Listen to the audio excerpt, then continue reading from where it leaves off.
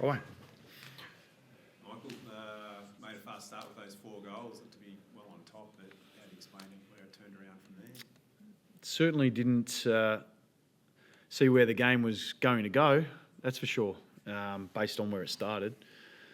Felt like we started the game with most of the things that we come in with the planning, executing quite well. And yeah, from the second quarter onwards, we sort of felt like we were on the back foot for most of it, probably absorbing more than necessarily being proactive.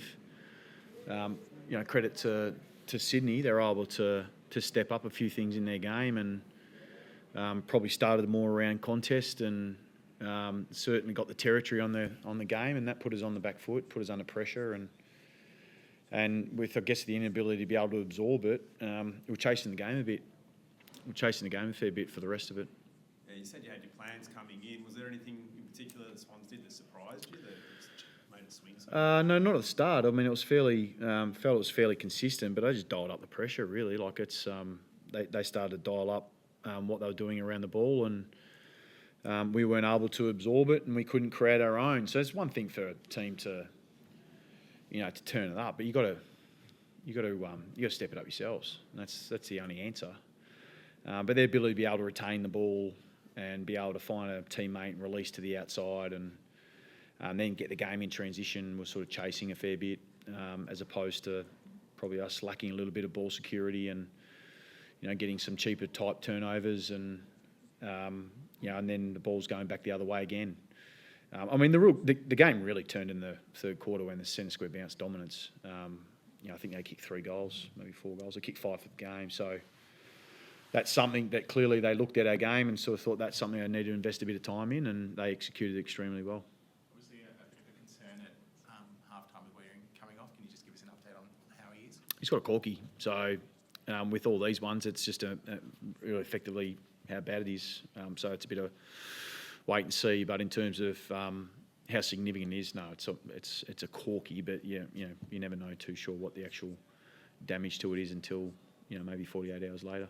There was a bit of talk about obviously Kerner Mackay, key battle tonight. It felt like the Swans backs started not too physical, but then got really physical, and that seemed to be quite key in that contest. I just felt like we lacked any drive through the middle part of the ground. So when you lack that sort of drive and being able to own territory, then the guys up the front are always going to struggle a little bit. It's a lot easier to read the play. It's probably easier to come off and support. It's a bit more predictable where the ball's going.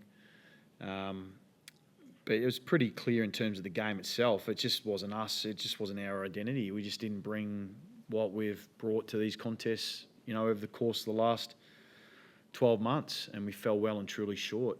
And Sydney, credit to them. I mean, they're top of the ladder for a reason. It's an area of their game that's clearly a strength. And they've got some players in really good form.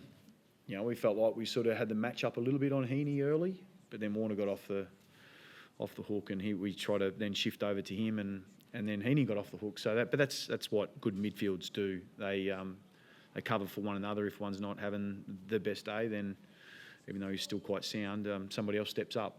And so there's some things in that we'll take away, but there's obviously a lot of things that we need to be able to make sure that we get back into our game ASAP.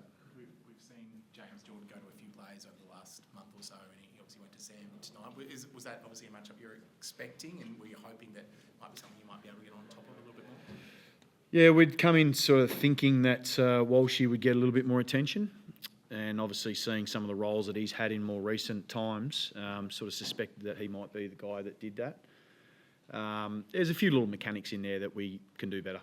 A few little mechanics, and it's not just his matchup. There's a couple other things that were happening around it that we just need to be more mindful of as well. So, but we'd like to think within our system, there's not just one player that has to be the difference for us. We feel like we've got a method that, when we execute it all together, is a very sound method.